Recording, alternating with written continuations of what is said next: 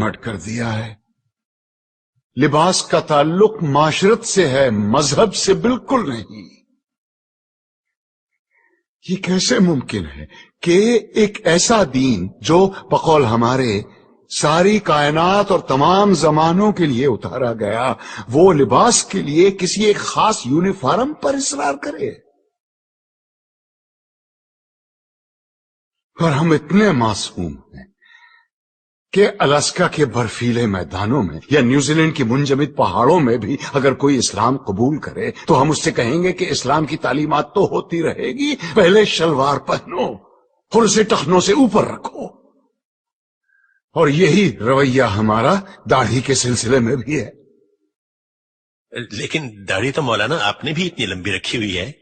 الحمدللہ، مگر اپنی مرضی سے رکھی ہے، دین نے فرض نہیں کی مجھ پہ۔ دین میں داڑھی ہے، داڑھی میں دین نہیں۔ سنت موقدہ ہے، رسول اللہ کی تھی، جو عاشق رسول ہے وہی داڑھی رکھتے ہیں۔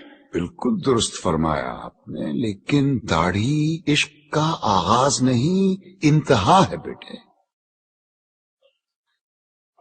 عشق جب انتہا کو چھوتا ہے تو عاشق کا جی چاہتا ہے کہ وہ بھی دکھنے میں اپنے محبوب جیسا بن جائے۔ کیا خوب کہا ہے کسی پنجابی صوفی شاعر نے، سیو نی مینو رانجھا آکھو ہیر نہ آکھو کوئی۔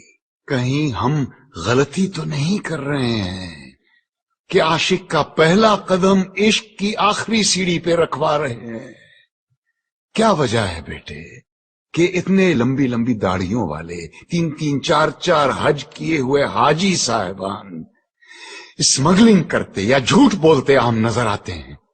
وجہ یہ ہے کہ مجھ جیسے ناسمجھ عالم سارا زور داڑھی رکھنے اور شلوار پہننے پر ہی دیتے ہیں۔ کہیں ہم غلطی سے عاشق رسول کے بجائے عاشق ابو جہل تو نہیں پیدا کر رہے ہیں؟ کیونکہ داڑھی تو ابو جہل کے بھی تھی، لباس بھی وہی تھا جو رسول اللہ زیب تن فرماتے تھے۔ ترتیب الٹی ہے بیٹے، پہلے ظاہر نہیں، پہلے باطن کو ٹھیک کرو۔ اندر آگ لگاؤ، باہر خود بخود آئے گی، ورنہ یہی ہوگا کہ لوگ حرام کی کمائی جیب میں ڈالے حلال گوشت کی دکان ڈھونڈتے پھر رہے ہوں گے۔ اسلام یا میوزک اور اسلام یا پتلون میں سے یا نکال دو۔ یہ مت بھولو کہ اس ملک میں اسلام کی سب سے زیادہ خدمت 2 ایسے آدمیوں نے کی ہے جن کے داڑھی بھی نہیں تھی اور جو کوٹ پتلون پہنا کرتے تھے، محمد علی جناح اور علامہ اقبال۔ آج تم بڑے فخر کے ساتھ ان دونوں کے نام کے ساتھ رحمت اللہ علیہ لکھتے ہو۔ مقدمے کا فیصلہ کل سنایا جائے گا۔ It's Daddy.